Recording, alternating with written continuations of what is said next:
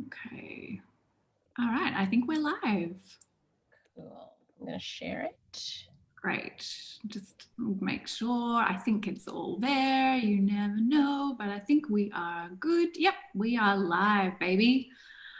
Good morning, good evening. Hello, everybody, and thank you for being here today with us. Elisha, Halpin, and I are going to really just hang out. We really like talking to each other, and we have, I think, got this opportunity now to sit down and help our community, our shared community, and our individual communities to process some of the really big stuff that is happening individually and collectively in the world in regards to another level of awakening of consciousness around racism and anti-racism and the intersections with spirituality.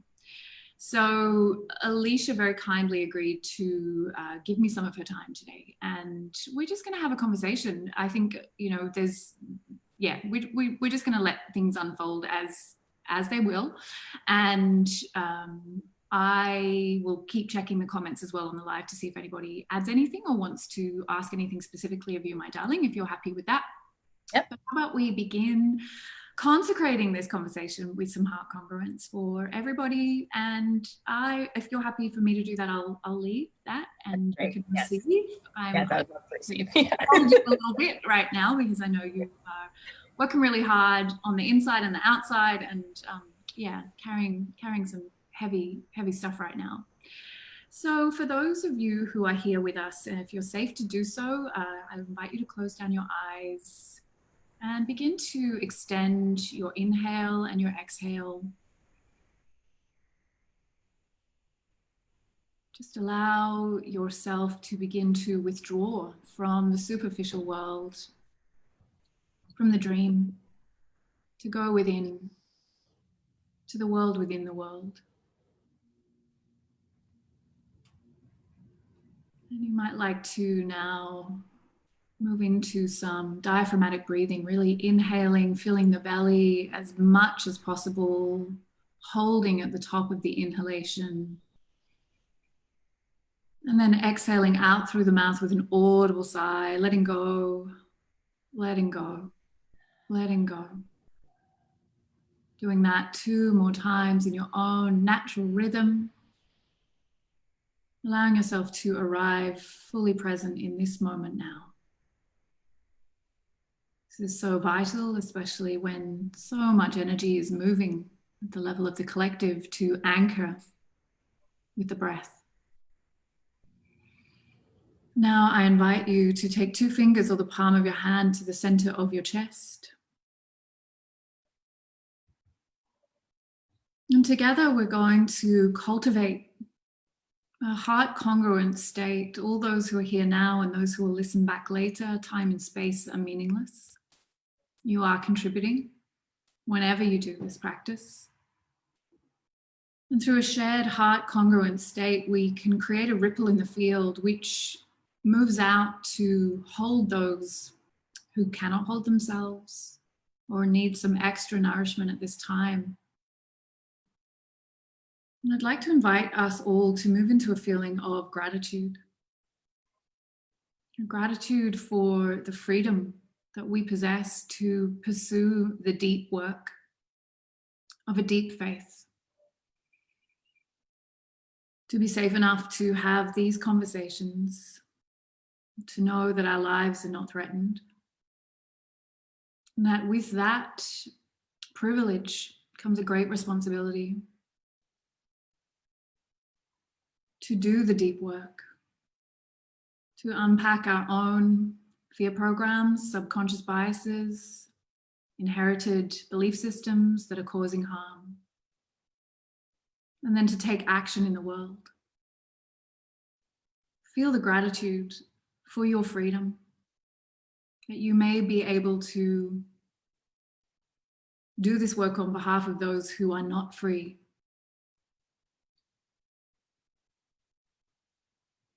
Feel that deep compassion for those in the world who are struggling in every way, giving up their old, outdated beliefs, those who are in danger of losing their lives, those who are in the firing line, those who are just waking up and are going through those terrible birth pains as we move into truth and out of the illusion. Feel the energy expanding at your heart center and moving out, uniting with everyone who is here now and those who will listen back later. Creating a ripple in the field that moves out across oceans and continents. Holding the entire planet in our compassion, our fearless love. Even though these events are intense, we are not afraid. We're not afraid to do the work.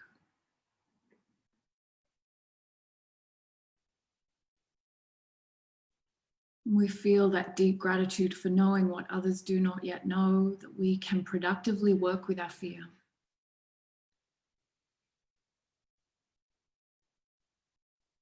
Taking another deep breath in through the nose, letting it go out through the mouth with an audible sigh. Let it go.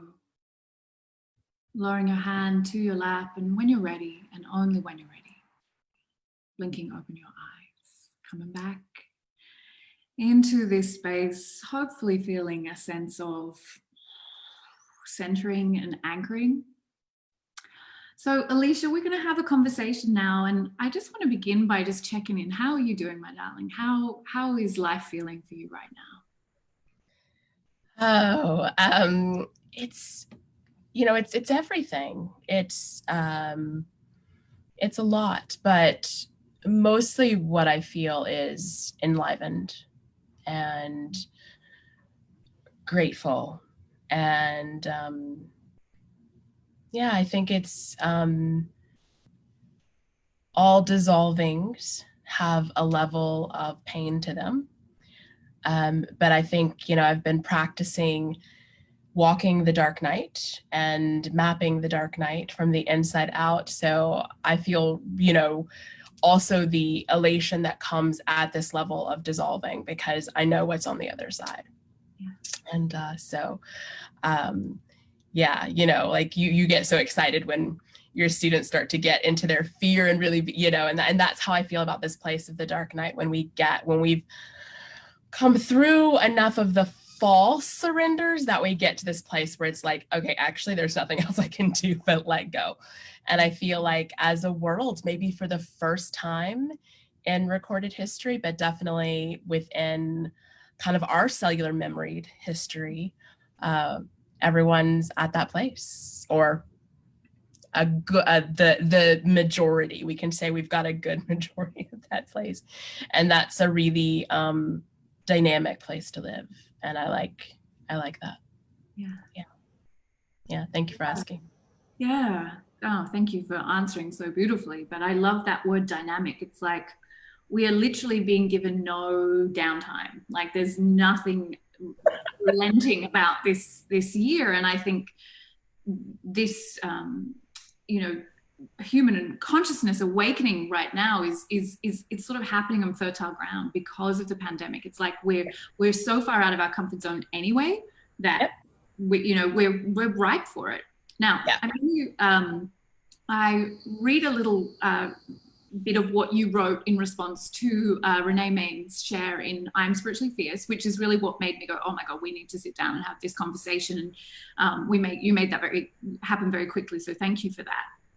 And it really struck me because, our work is at the intersection of spirituality and unlocking fear. Like that's it. This is the most soulful work that we can do, is meet our fear. And that fear is we're being invited to do that globally. But I love what you shared. And I just want to share a little bit so we can sort of set up where we're going to go with this conversation. Great.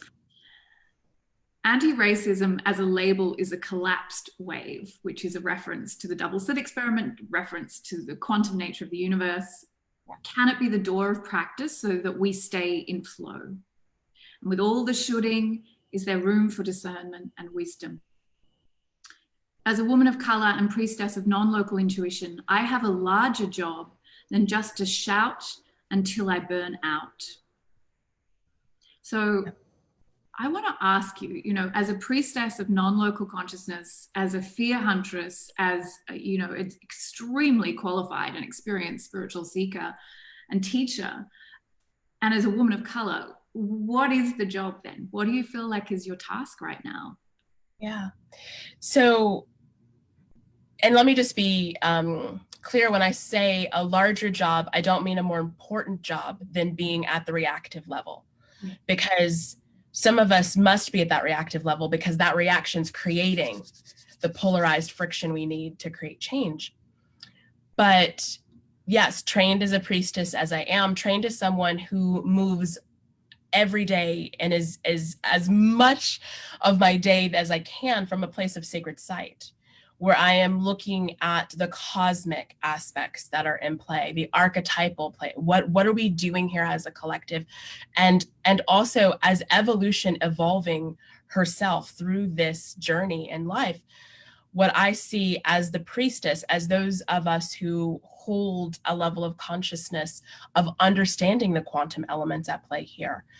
If I choose to play at the reactive level, then I can't do a larger work. And by that, I mean a container size, cosmic level of work that gives, firstly, a landing place for the reaction so that it can actually land inside of the collective field. And then also to hold the understanding that if I stop at the level of reaction, then I have not gone far enough. And I know better, so I do better, right? So my job is not to stop at the level of reaction. My job is to hold and understand that I must be an active, conscious engineer of what will be the opening of possibility, right? And so my job is not just to spend all of my time trying to educate the people, my neighbor, my family, which I'm not necessarily in that situation. I'm just speaking, inside of where a lot of us are getting caught up of just shouting rhetoric or trying to get those people, right? I feel that for me personally, and what I would say is probably the women and men who are leading this type of consciousness work or who are interested in awakening in this way, there is an aspect of this of becoming those who have ears to hear and those who have eyes to see. And if that's what you're training yourself of inside of your consciousness work, then the level of discernment needed is essential, because self-responsibility means not moving from a place of reactive nature, right? We don't respond to a crisis in a reactive nature because, as you said in our opening, time and space are not the thing. Right? So yes to meeting the energy that's available and using momentum, right? We want to ride the wave of momentum. But if I just get locked into it, right, then what happens at my reactive stage? All my shadow, all my unconscious shit is what I'm meeting. Now, also, if you're not at a level of integration, that's where you're going to start. That's where you're going to start. And that's a perfect place to start. There's absolutely nothing wrong with that. I have been meeting my shadow for a long time. So we're a quite healthy relationship there of doing that work, as you say, every damn day.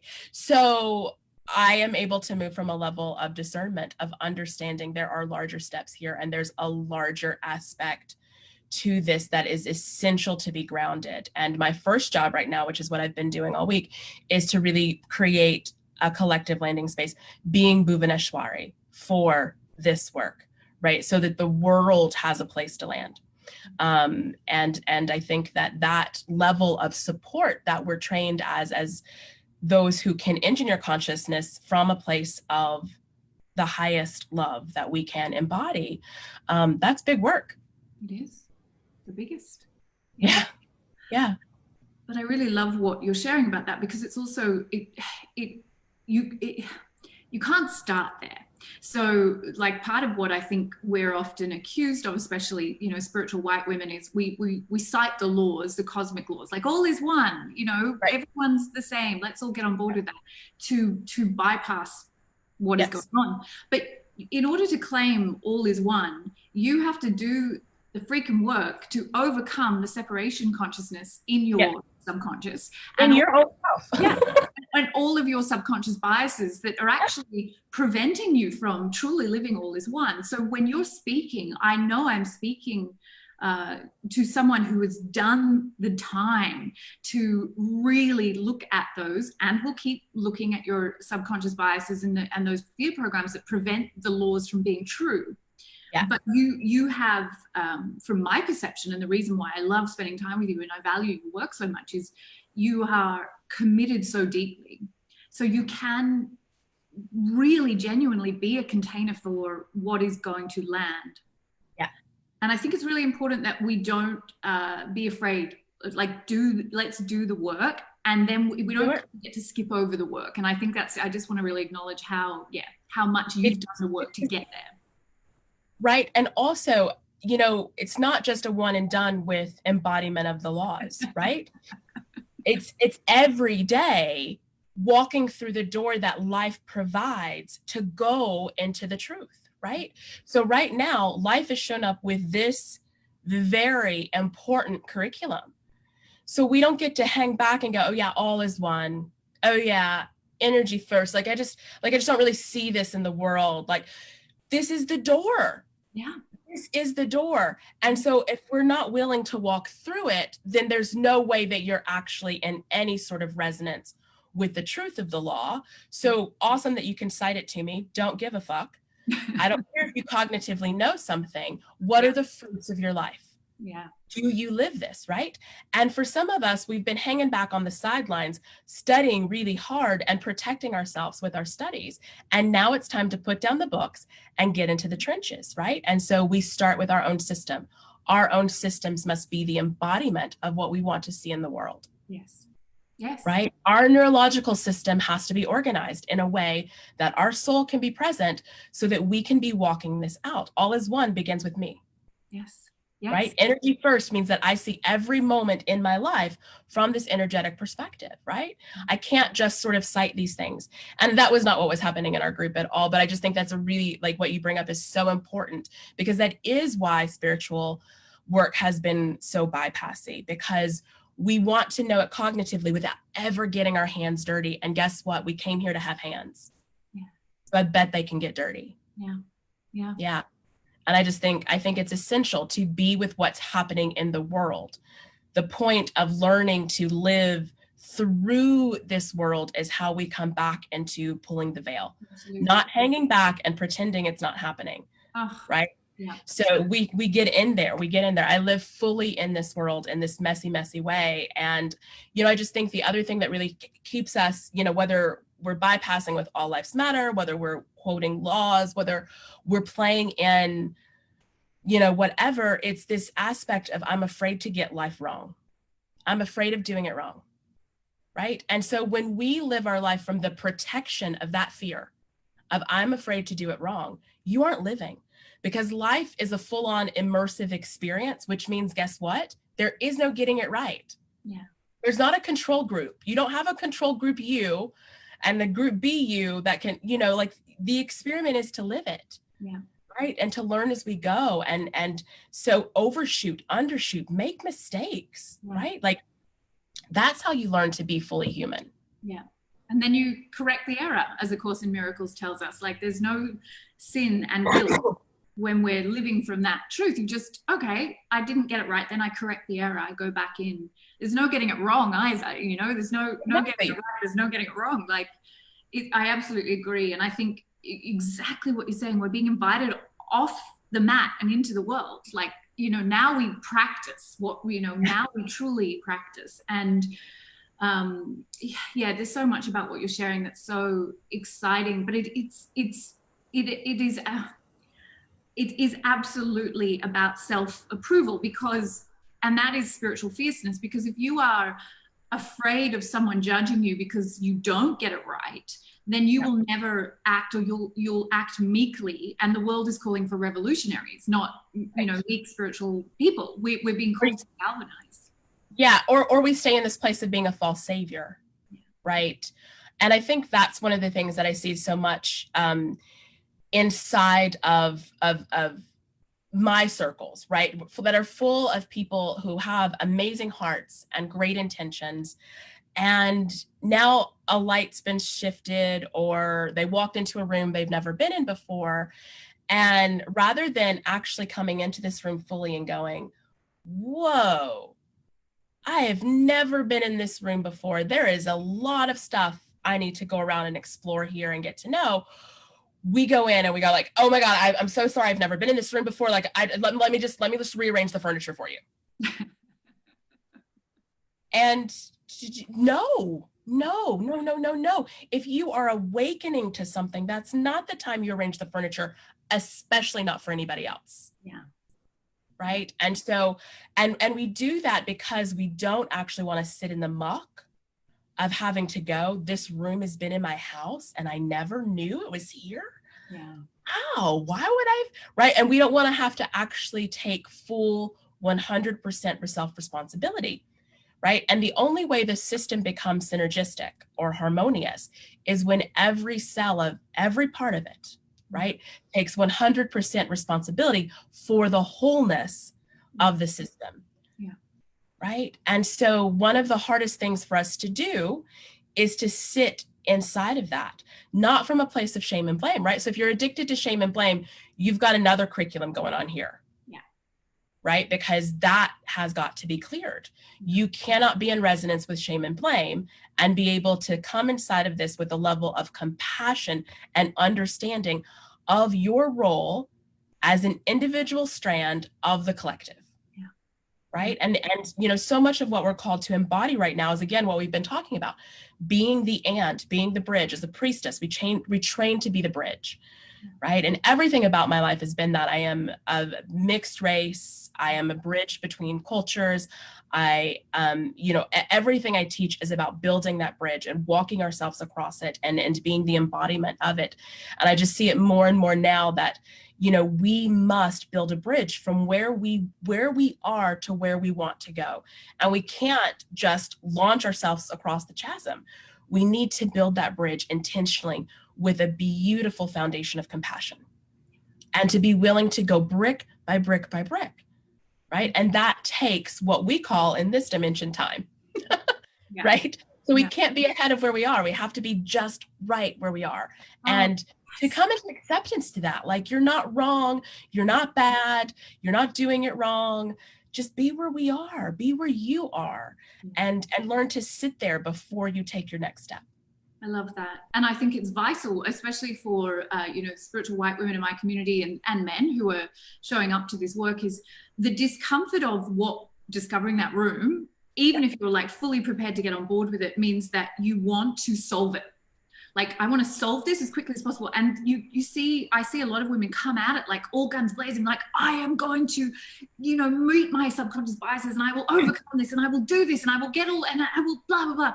And, you know, a week later, they're in a heap on the floor because there's been no sense of, this is not something to solve. Like, this is just life happening, and it's what we're being invited to meet. As you say, the door we got to walk through. So to not try to jump across the bridge just because, oh fuck, that bridge is going to be like really hard to build and I don't really want to do that. I just want to quickly get there, and I want to be over there. And if I, you know, pray hard enough and I work hard enough using my tools, then I'll do that. But actually to go, okay, this is part of the collective consciousness, and it's been part of the collective consciousness for you know, well, separation mentality is what human consciousness is. There's always been someone other.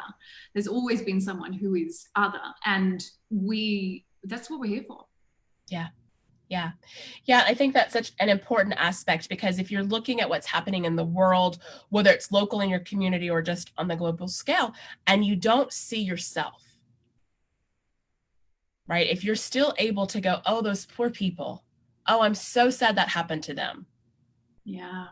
Right? Oh, I want to help them. Yeah. Mm-hmm. Then your medicine's right there, because there is no them.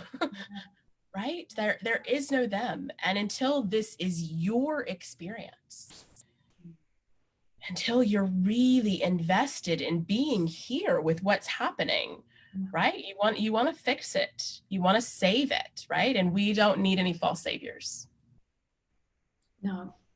I think what you shared, that's just so important. It really needs to be heard. Like, don't sit in that, oh my God, it's so bad what's happening over there. And I'm like, yeah, there's, first of all, there's no over there. But even if you were to look at the 3D level, there is no one who is not implicated in this. The system is global, and there is no one who is not implicated in this. And it's, yeah, it's there's just so much about it that is,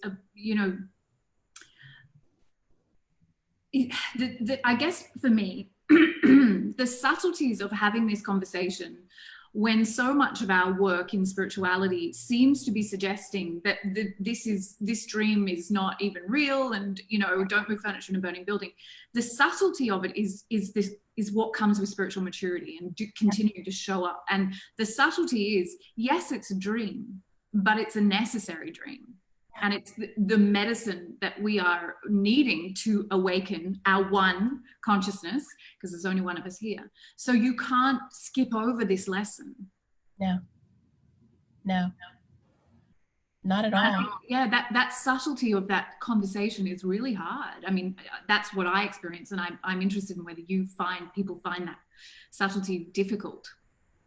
Definitely. And I find myself really digging deep in those discernment skills in having conversations. And I think, you have, an even tougher job because you have a slightly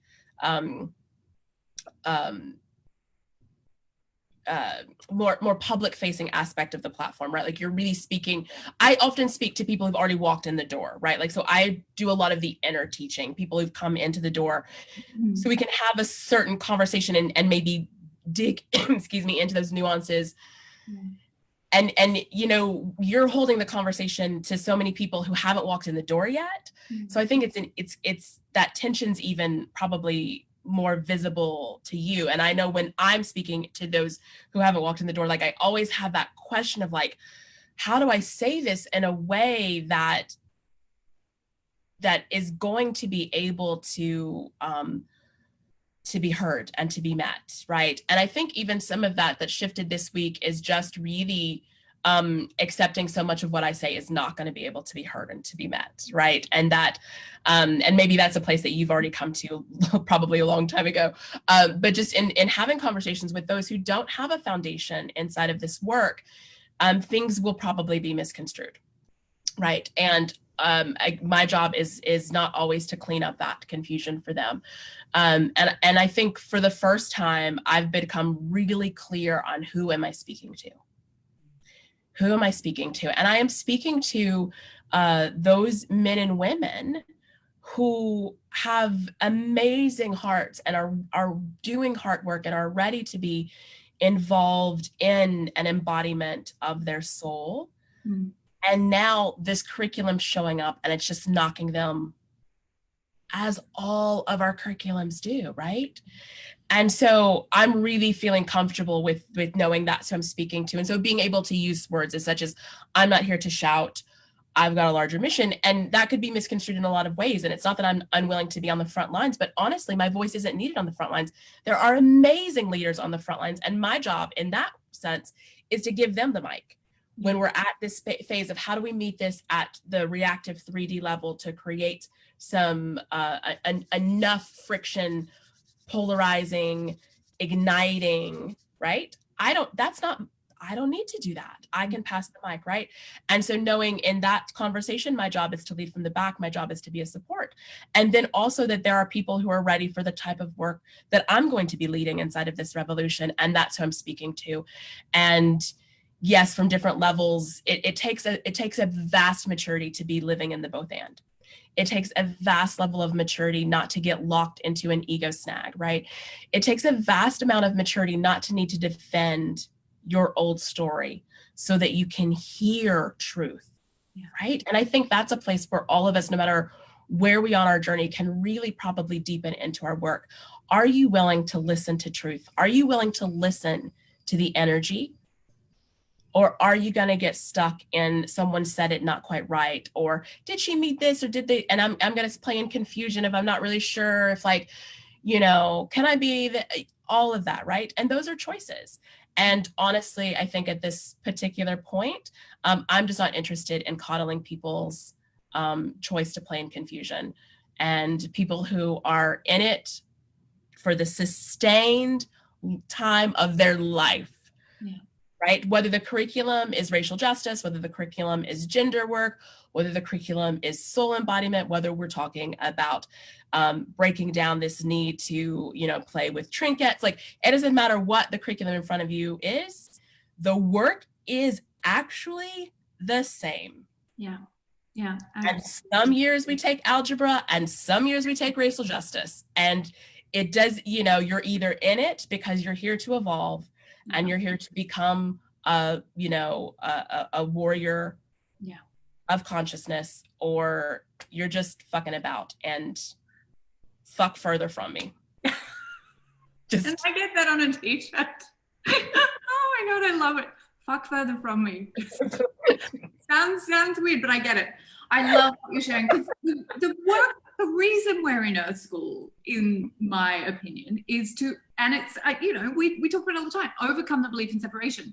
And it really doesn't matter what it is that we, as you say, what is the lesson, what is the task? It's the work is the same. Overcome this belief in separation. There's only one of us here. That means that this is the shift which I am loving, which is the shift from what can I get by showing up to my spirituality, which is why so many people show up, and moving into what can I give? How may I be of service? And that is what this year has demanded of us unrelentingly. So those of us who were showing up to our spirituality, to use it, as I lovingly say, as a kind of black magic, to get more money in your bank account, to get more of this, to get your own health, like anything that you are showing up to, which is about how can I make my own individual life better? You've already broken the law.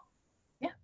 It doesn't matter if you're using spiritual tools or you're using, capitalist tools. If you are here as an individual thinking that your individual gain is going to set anything right, then you have failed to see the beautiful paradox of this work, which is not, we individually cannot get there. Like we are going there as one.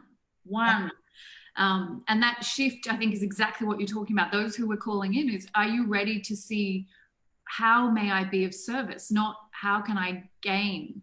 It's uncomfortable as hell to move that shift. Well, and that's so important because, one of the things that happens at this time is that we all want to tell our story.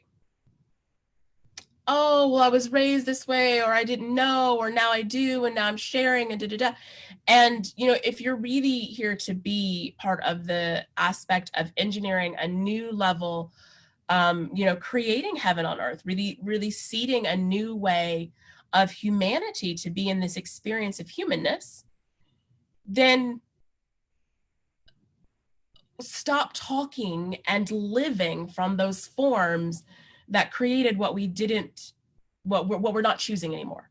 Yeah. Right. So, are you willing, so it, even to me, it's kind of like, it's time to go even past the question of like, what will you do with your pain? Like, just, are you done with it? Are you done with farting around with like, this happened to me?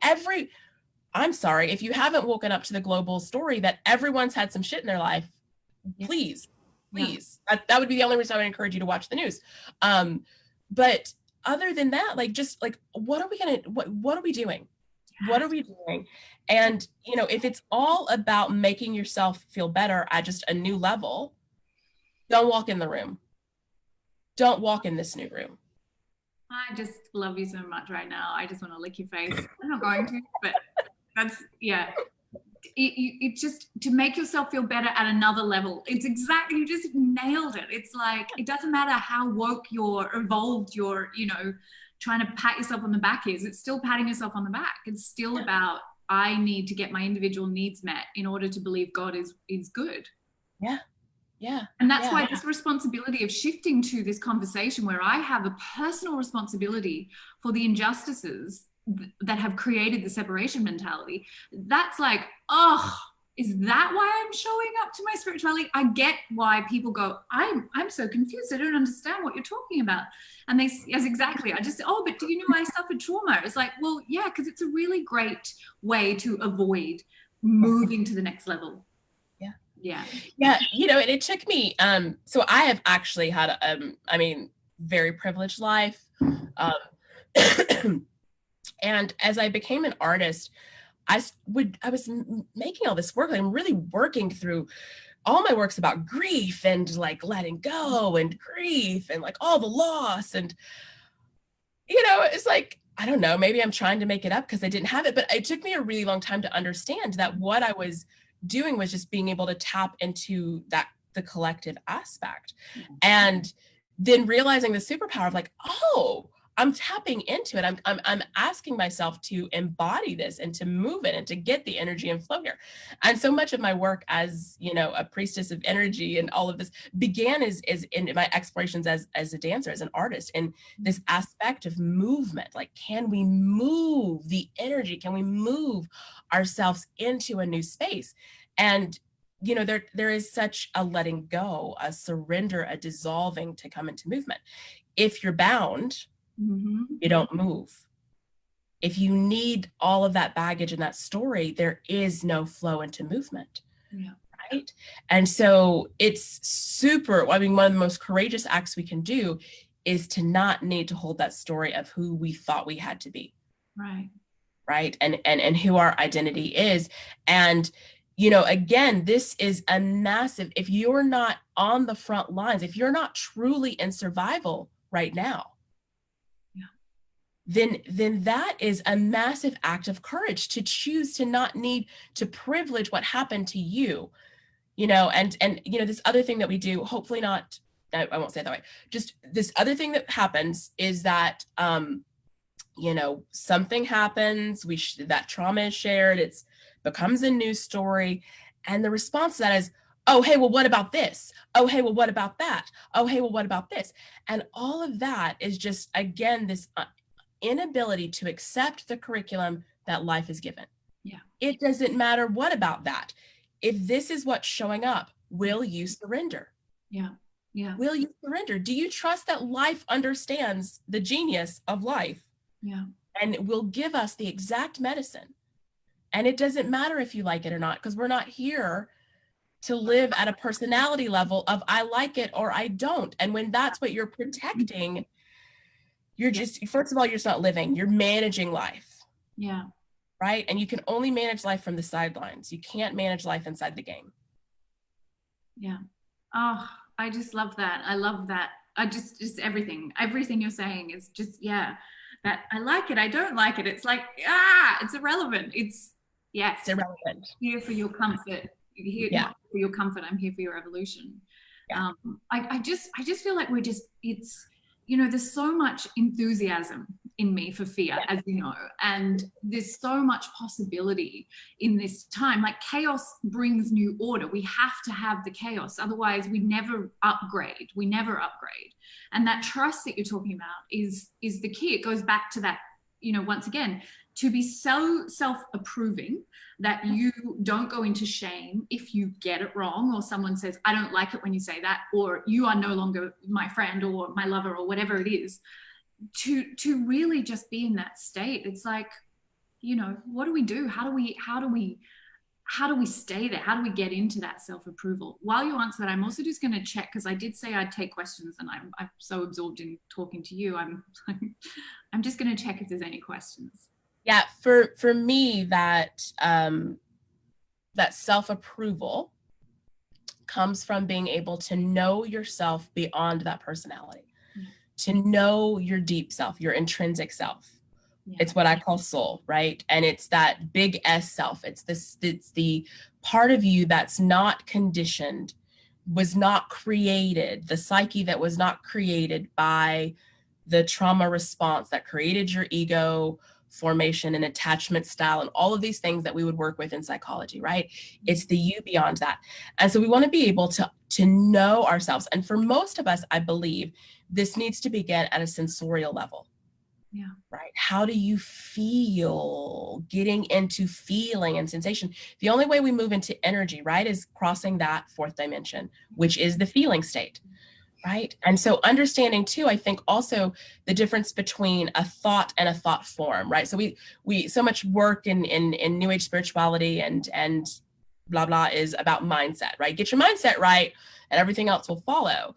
And, you know, if we're talking about mindset in that aspect, we're generally talking about the top 10%, sometimes generous, above the waterline that we have conscious cognitable control-ish over, right?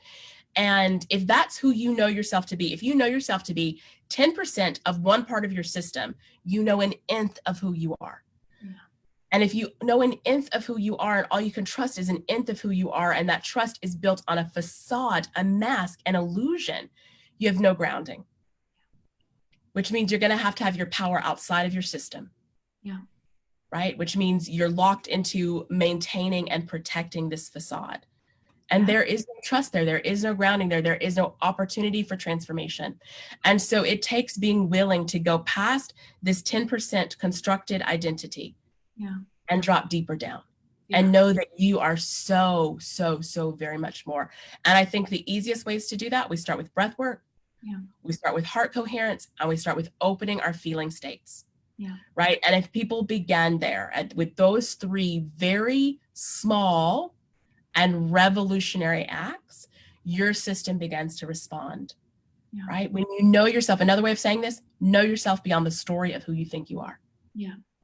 Right. It's vital. And it's, you know, it's that idea that the more the stories that we tell and the more that we have this identity, as you say, that ego-based identity, the more concretized we become. So we become fixed and then literally immobilized, but also spiritually immobilized. And it requires that level of defensiveness, like constantly being on the defense, like the, you know, and in that defense, being defenseless is humility. And being humble is how we approach this work without fear of getting it wrong. So I am not confused. I just don't necessarily fully understand yet, but I'm willing to humbly approach this defenseless. So if you say you got it wrong, I don't crumble into a shame. I don't like then immobilize myself. I don't become concretized in my guilt and shame cycle. And I'm willing to stay soft and supple and dynamic, as you said, and responsive to what is happening. Everything that I thought was true is no longer real. Okay, how am I doing today? Like, how am I sitting with that? Yeah. And I'll just say, you know, one of the things that we really practice, and I say we, and I'm going to speak specifically for you and me, and I think there's a larger we to that, but I won't speak for others. But what I know we practice is every time that belief system becomes concrete, every time I get comfortable with it, what happens? I purposefully, deliberately, consciously, soulfully dissolve it. I go into a process where I take myself into the dark night and I dissolve that belief system. So again, I'm standing raw and naked going, I know nothing. I know absolutely nothing. I know nothing. Right. And learning to live from that place where I don't need to know anything to be fully present, to be fully invested in life, because it's not about me knowing. And that for me, especially, you know, for the past 2 years has been the practice of just like, you know, head in the clouds so I can't see the ground and trusting my feet to keep walking. Right. And I think that's where my trust has come from, is just trusting that the universe, God, life, source, whatever you want to call it, Ricky uses God, that genius is directing. And all I need to do is go, I will keep stepping. I don't need to know what this looks like. I don't need to have an agenda. My agenda is just screw it up. Right? Can we just admit that? Like every time we get an agenda for ourselves, we just make it harder. Yes, absolutely. We get in our own way. Like, but that chaos is a way of avoiding, like everything you're sharing is so, I mean, I just love it because it is what we stand for, to do the deep work of a deep faith. And it doesn't matter what's put in front of you. The same rules apply, which is that you go meet whatever is right in front of you. That is your service. You know, and we get very caught up in thinking it's something big and lofty and noble and, you know, book deals and tours and blah, blah, blah. It's like, just meet whatever is right in front of you with the humility to say, I don't know, but I'm willing. I'm willing. I say yes. Yes. I say yes. I say yes to life. That's my mantra. Like, and the other mantra I use on side of that is I don't like it and I will. Right.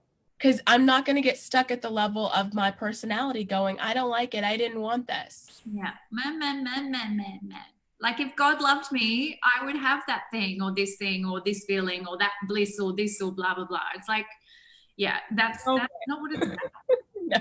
That's the real trinket and superstition, is the bullshit story that we've been told that turning up to our spirituality is going to make everything feel lovely. And it is stepping into spiritual maturity again, where we come to see that actually this is a constant state of humility and of moving away from certainty.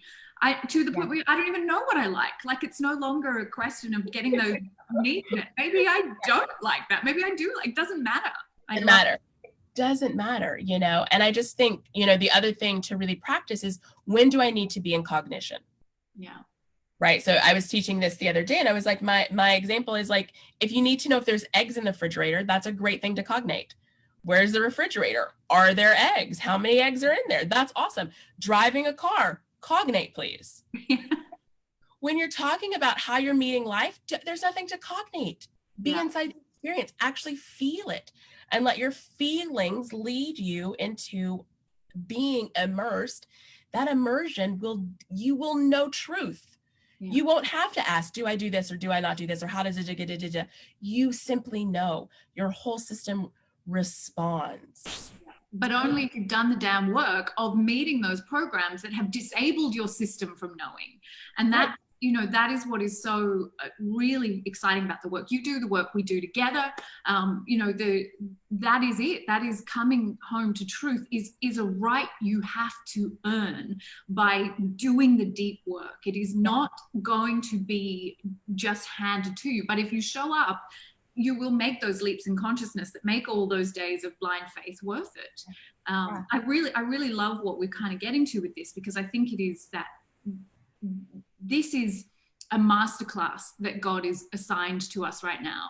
And we can't go into it hoping that it's like, you know, Algebra 101. Like, we're being given a highly sophisticated opportunity, and it's not a cognitive activity, exactly as you say. It's a heart brain activity. Yeah. No, I think it's so important to recognize where we have been in the cognition and where we've been wanting to think ourselves forward, right? With that top layer, and where we've been afraid to get raw and vulnerable. Yeah. Right. Yeah. And, you know, it was about 4 or 5 years ago, I recognized that the prayer I was actually living was, I will go anywhere. I will do anything. I will be what I'm supposed to be. Just make sure that it's not, you know, like too hard, or that I kind of like where I'm going to live, or, you know, that like you know, can, like, my husband and my nephew and like everybody can stay together, and, you know, like we're not going to have to, like, that was right. That's where I was.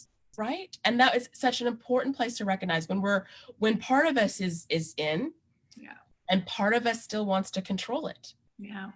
And it takes looking at that piece of control where you're still in control and manipulation, right?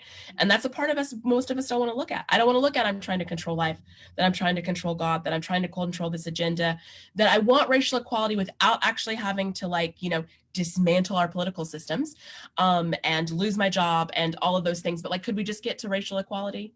You know, like, we're either willing to surrender or we're not. And we can't send out these kind of mixed prayers where we are willing to say, I'll do whatever I'm meant to do. I will be the voice and the vessel if it can go my way.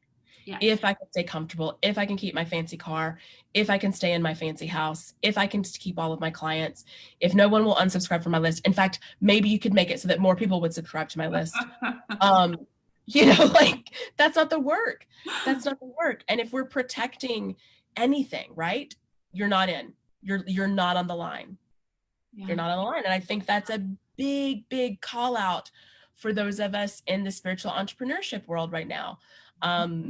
You know, and we're going to see in the next weeks, like, all the new programs, right? And all of these things, and be in discernment.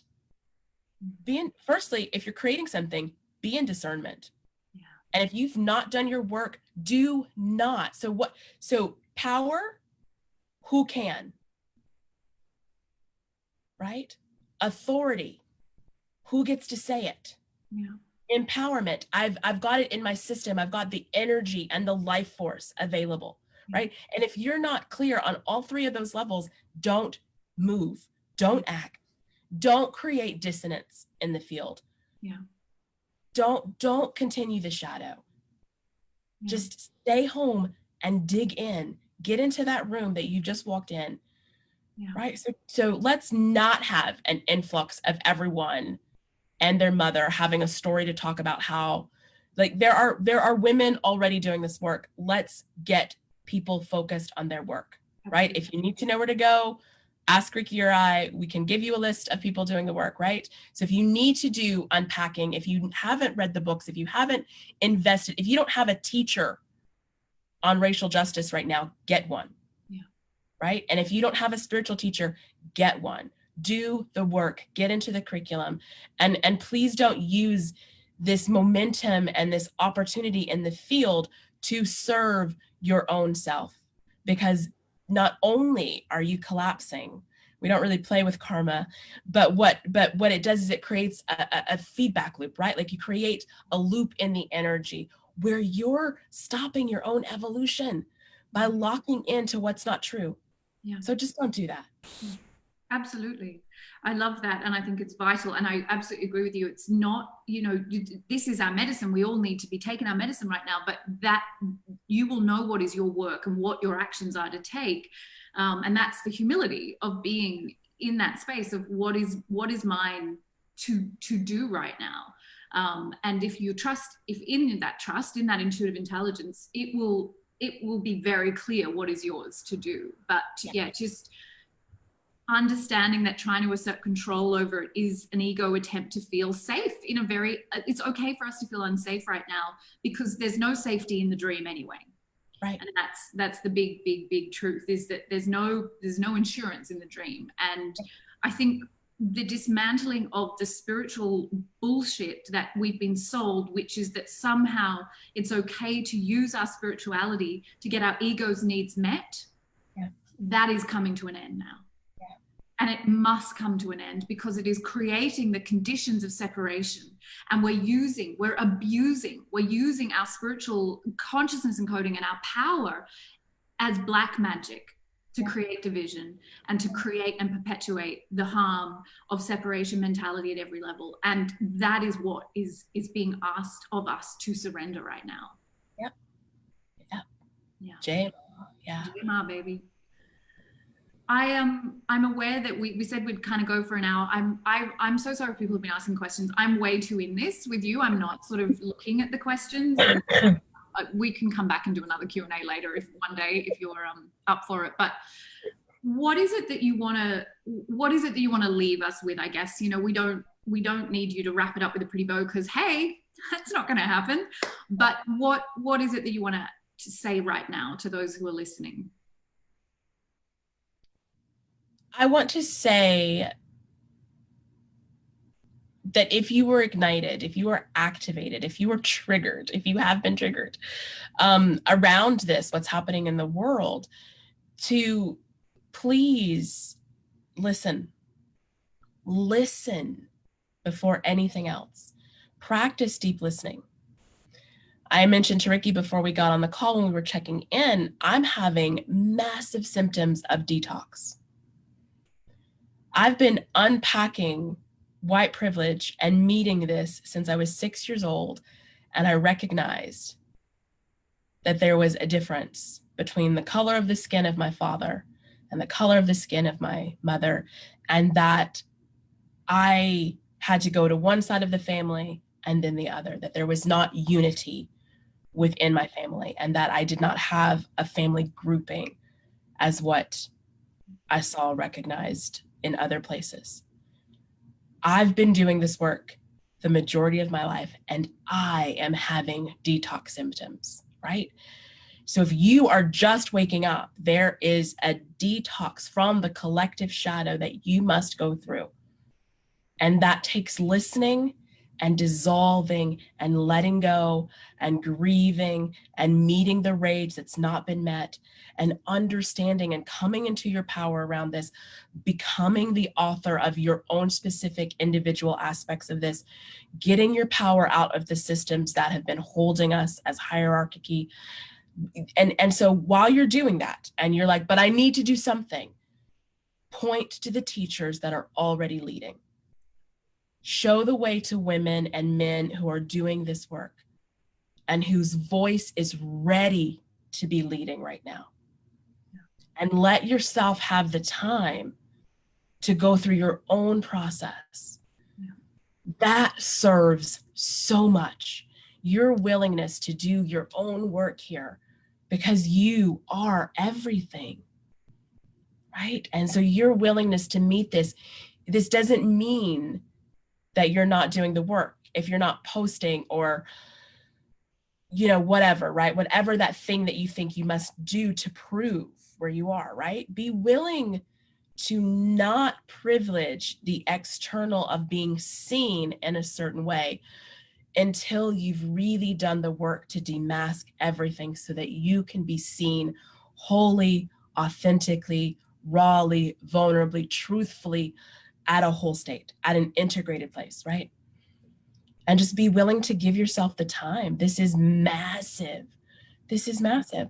And so you might feel like, well, it's going to look like I'm just doing work as usual because I'm not going to be, right? Again, just point to the voices, right? Like if you need to share something, you need to say something, point to people who have the authority right now to be speaking. And you just listen. Yeah. Right? Support from the back. Priestessing from the back is essential priestessing, right? So inside of how I teach leadership, there's a spectrum, and it starts from inspiration and it goes up to the authority to activate energy, right? And right now, if you are not in authorship over any aspect of this work, don't be trying to activate people into it. Stay down here at inspiration. It's not bad to be at inspiration. That's a beautiful place to work. That level of priestessing is beautiful. So stay there and inspire people, right? Invite people into the work through others that are already doing it. Yeah. So I think getting clear on what's yours to do, getting clear on what's yours to do in your inner work, as well as outward expression, is just essential. And again, it's not about getting it right. It's not about any of that. It's about our willingness to say yes. And just to continue to go in, because as Megan Watterson says in Mary Magdalene Revealed, the further in is the further out, right? So we don't need to worry that we're not going to get to where the ultimate goal around system change or radical awakening is. Go in, and go in some more. Thank you. Oh, thank you so much for this time. Thank you. I really, really honor you and your emotional labor and the deep work that you've done to be someone I knew that I needed to hear your perspective, because I see how deeply you are and continue to and have worked in, being able to speak right now. And yeah, I just feel really grateful, really grateful. So thank you. And thank you to everyone who's joined us and those who will listen back later. Please share anything you want to, ask questions. I'll come back in and check in, and we'll work out whether we need to maybe do this again at some point, because Ricky didn't listen to any of the questions. But yeah, I think I'll also add some resources and teachers that I know you can be looking at now if you are seeking people to guide you. Ava Cruz Pena, Rachel Ricketts, Sharon Holmes, these are all people working at the intersection of spirituality and racial justice. And for me, of course, that's a vital combo.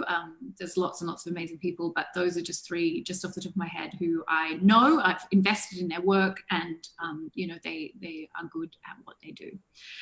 Very good. All right. And I'll just say I am going to be, it's a gathering. There's no real leadership here. Again, it's just the inspiration. If you haven't read White Supremacy and Me, or if you've read it and you want to go through it again, we'll begin gathering this Thursday, and you're welcome to do that with me. You can shoot me a PM if you'd like to join in that group as just a way of being inside a collection to land inside the process and have a place to share. And we'll also be practicing heart coherence around that, just so that you can integrate more at that level. So that is open and available as well. Yeah, we'll share, if you can share the link, then I'll add it to this so that everyone can join. And yeah, that Me and White Supremacy challenge from Layla Saad, which is now a book, was an absolute game changer for me, as you know. And I'm very excited that I don't think there's anything like as rigorous. It's tough, but it's so good to kind of work through that step by step. So that's an incredibly exciting offer. So thank you. Amazing. All right, my darling sister, I love you and I'm grateful for you in every way. And yeah, just love talking to you. Just always about everything. Thank you everybody for joining us. So much love to you all. Be gentle with yourselves. Yeah.